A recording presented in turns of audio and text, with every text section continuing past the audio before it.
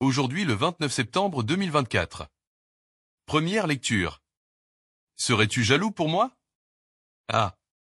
Si le Seigneur pouvait faire de tout son peuple un peuple de prophètes. Lecture du livre des Nombres. En ces jours-là, le Seigneur descendit dans la nuée pour parler avec Moïse. Il prit une part de l'esprit qui reposait sur celui-ci, et le mit sur les 70 anciens. Dès que l'esprit reposa sur eux, ils se mirent à prophétiser, mais cela ne dura pas. Or, 2 hommes étaient restés dans le camp, l'un s'appelait Eldad et l'autre Médad. L'esprit reposa sur eux, eux aussi avaient été choisis, mais ils ne s'étaient pas rendus à la tente, et c'est dans le camp qu'ils se mirent à prophétiser.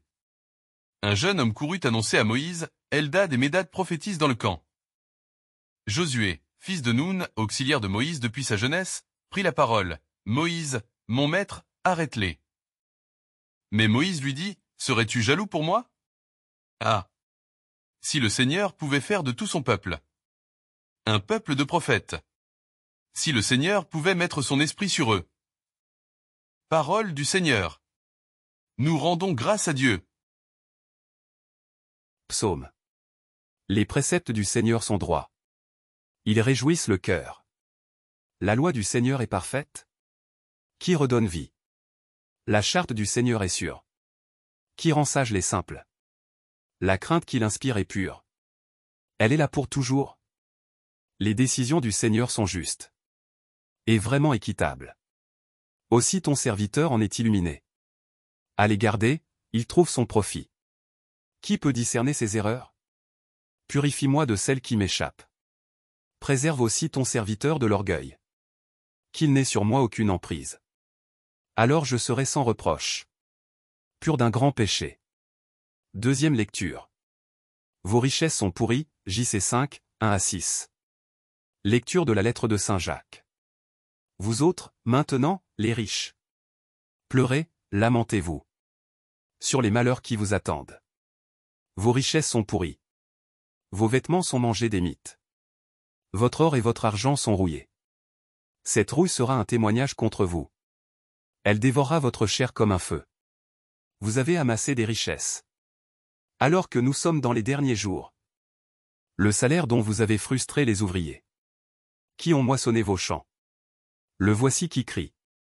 Et les clameurs des moissonneurs sont parvenus aux oreilles du Seigneur de l'univers.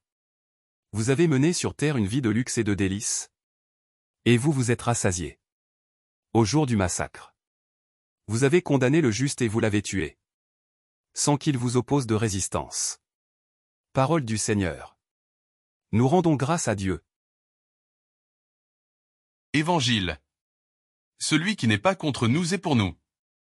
Si ta main est pour toi une occasion de chute, coupe-la, Alléluia. Alléluia. Ta parole, Seigneur, est vérité. Dans cette vérité, sanctifie-nous. Alléluia. Évangile de Jésus-Christ selon saint Marc.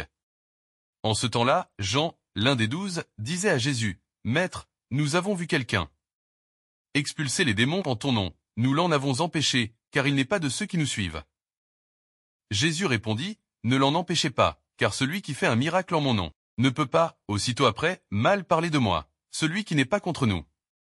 Et pour nous. Et celui qui vous donnera un verre d'eau. Au nom de votre appartenance au Christ, Amen, je vous le dis, il ne restera pas sans récompense.